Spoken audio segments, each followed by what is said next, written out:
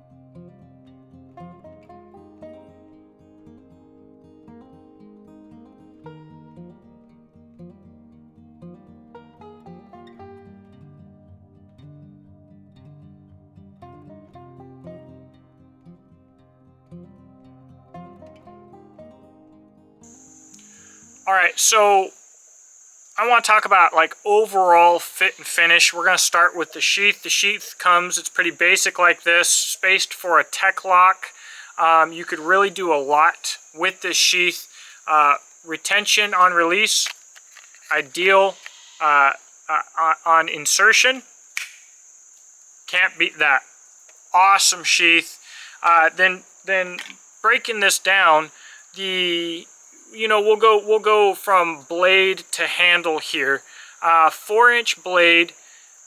You have this ferro rod notch, but obviously everything that's not the ferro rod notch is nicely rounded, deburred. The jimping is comfortable, and beyond the ferro rod notch is comfortable as well if you want to get your finger up on the blade. It's got this belly for skinning. I'm going to talk to you about skinning here in just a moment.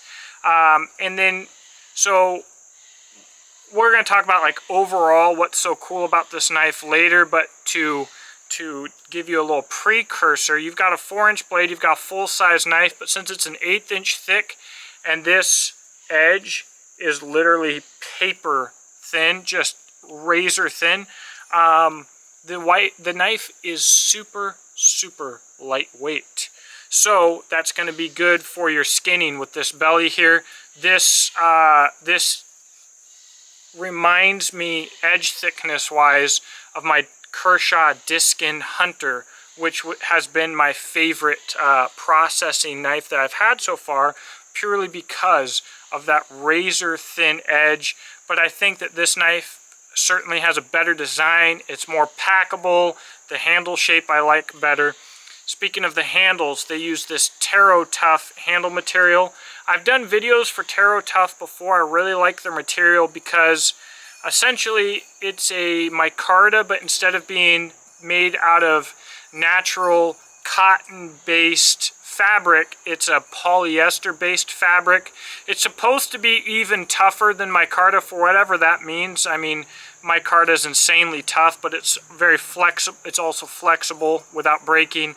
But what really matters here is when it gets wet, it remains very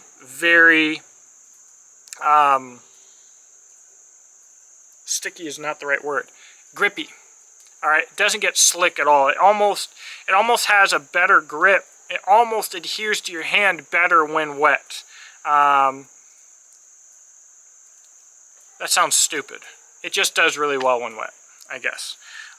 So basically, you've got a full-sized adventure belt knife that on the belt will almost disappear because it's so lightweight. In the hand, it feels almost like you're holding nothing. It's actually exactly what my wife said. She was holding it, and she's like, it feels like I'm not holding anything. Taro Tough is, I think, actually very lightweight as well. Don't quote me on that. So, all right. Uniqueness on the market for a production knife. We've got premium S35 VN steel. We've got literally perfect fit and finish. We've got a full flat grind 1/8 inch thickness, S35 VN premium stainless steel, and just this paper thin edge. So it's, to me, while this would not be the knife that I would go to first if I've got to hack my way through an aircraft, because like so many of us do that like all the time. But so it's not like your hardcore survival knife, but for any kind of like adventure use, any kind of bush use, whether you're working with fish, game, fire, this thing's going to be absolutely freaking amazing. All of your knife tasks, and that's at the end of the day, that's kind of the thing. I, as you guys know, like to beat on knives, right? And yet, a lot of knives that are made to be beat on, I don't like, because they have a bunch of features and gimmicks that get in the way of using the knife as a knife, and they're made so overbuilt that they fail as a knife. Okay, so there's a balance between overbuilding something and just making it bomb-proof and making a knife. I like a knife that cuts, first and foremost, because no matter what the knife can do, it's all irrelevant if it doesn't cut well, hold a decent edge, bring a decent edge back. If you're familiar with this channel, you'll know that I'm probably not the biggest guy on edge holding. I'd be more worried about ease of sharpening or stropping and edge geometry. And on that note, because people argue on this channel all the time because they don't know like what edge geometry is or how it works, this knife, even if dull, is going to outperform a lot of knives factory fresh sharp because of the edge geometry. It's still going to cut because it's so thin.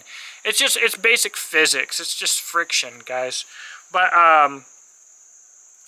overall, as a package, super stoked on these. They're available for pre-order right now on their website, which will be linked in the description box below.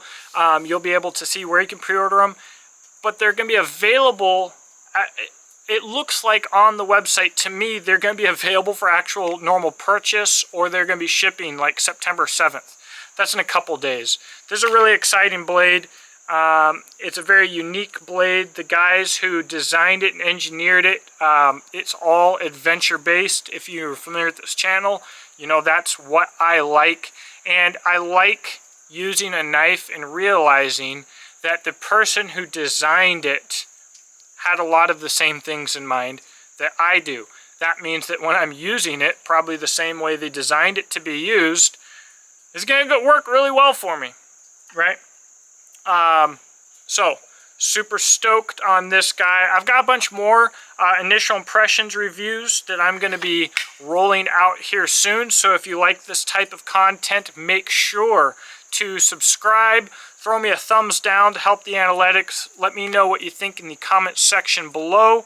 And we, this winter, are going to have a lot of long-term reviews. Long-term reviews, or full reviews, usually take me like 6 months to a year. Long-term reviews usually take me like a year to doggone 5 years. So we're going to be knocking those out this winter, this fall, getting a lot of content up. The weather's nicer, guys. I can breathe. I freaking love it. Well, thanks for watching. I hope that you have a blessed day, and I look forward to talking to you in the comment section below.